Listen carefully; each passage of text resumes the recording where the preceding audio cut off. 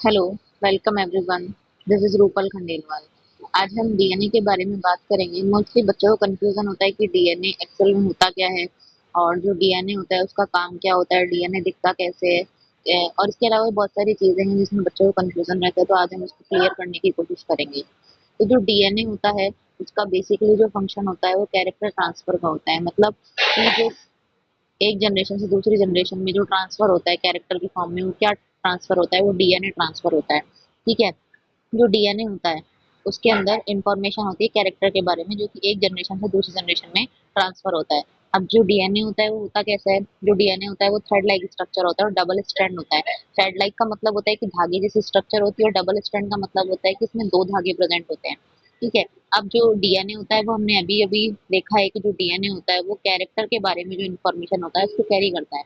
और जो basic information है वो हम सभी जानते हैं कि जो सेल होता है, सेल के अंदर न्यूक्लियस होता है और न्यूक्लियस के अंदर डीएनए होता है। अब डीएनए की फुल फॉर्म होती है डीऑक्सीराइबो न्यूक्लिक एसिड। ठीक है। अब जो डीएनए होता है, बच्चों ने क्रोमेटिन और क्रोमोसोम का नाम तो सुना है, लेकिन बच्चों को कंफ्यूजन रहता है कि इन दोनों में आखिर डिफरेंस क्या होता है, तो आज हम वो देखेंगे। तो डीएनए डिपेंड करता है कि डीएनए किस फॉर्म में प्रेजेंट है।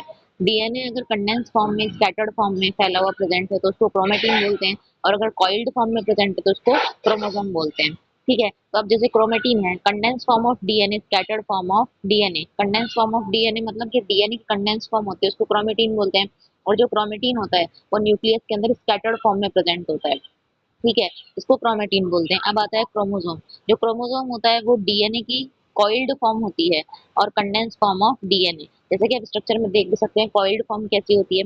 इसके अलावा chromosome are visible only during cell division. Cell division के टाइम पे ही क्रोमोसोम दिखाई देते हैं। अब ये क्लियर हो गया यहाँ तक। अब हम देखेंगे जीन के बारे में। हमें ये तो पता है कि जो डीएनए होता है वो कैरेक्टर की इंफॉर्मेशन रखता है, लेकिन जैसे कि आप यहाँ पे देख सकते हैं जो पूरा डीएनए है, ये तो हमें पता है कि जो डीएनए वो कैरेक्टर की इंफॉर्मेशन रखता है, लेकिन इसमें लिखा है, हमने लिखा है कि जो सेगमेंट और part of DNA that carry information for a particular character. मतलब डीएनए का सेगमेंट जो कि पर्टिकुलर कैरेक्टर के बारे में इंफॉर्मेशन रखता है। जैसे फॉर एग्जांपल हमने एग्जांपल लिया ब्लड ग्रुप का। ठीक है। और दूसरा एग्जांपल हमने लिया आई कलर का। फर्स्ट एग्जांपल है ब्लड ग्रुप का। मतलब माना हमने कि जो डीएनए का एक टुकड़ा है वो ब्लड ग्रुप के बारे में इंफॉर्मेशन रखता है। ठीक है। तो हम इसको बोलेंगे gene for blood group.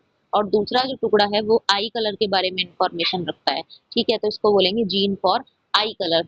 It mean जो डीएनए होता है उसके पास अलग अलग कैरेक्टर की क्या होती है, इंफॉर्मेशन होती है। अलग अलग कैरेक्टर मीन ब्लड ग्रुप की भी हो सकती है, आई कलर की भी हो सकती है। इसके अलावा बाल कैसे होंगे, कर्ली होंगी, स्ट्रेट होंगी, स्किन कलर कैसा होगा, वो किसके ऊपर डिपेंड करता है, वो जीन के ऊपर या फिर डीएनए के ऊपर डिपेंड करता है।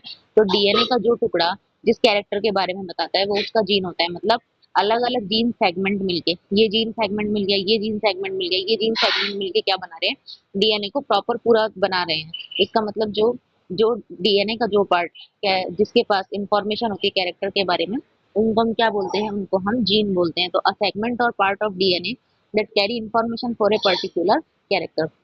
आई होप आपको क्लियर हुआ होगा डीएनए और जीन में जो डिफरेंस होता है। डीएनए की हम जो डेफिनेशन है वो ये देंगे कि जो डीएनए होता है वो इन्फॉर्मेशन कैरी करता है कैरेक्टर के बारे में, लेकिन अगर हम पर्टिकुलर कैरेक्टर की बात करते हैं तो डीएनए का जो सेगमेंट पर्टिकुलर कैरेक्टर के बारे में बताता है उसे जीन बोलते हैं। आई होप आपको समझ में आया होगा। So thank you so much.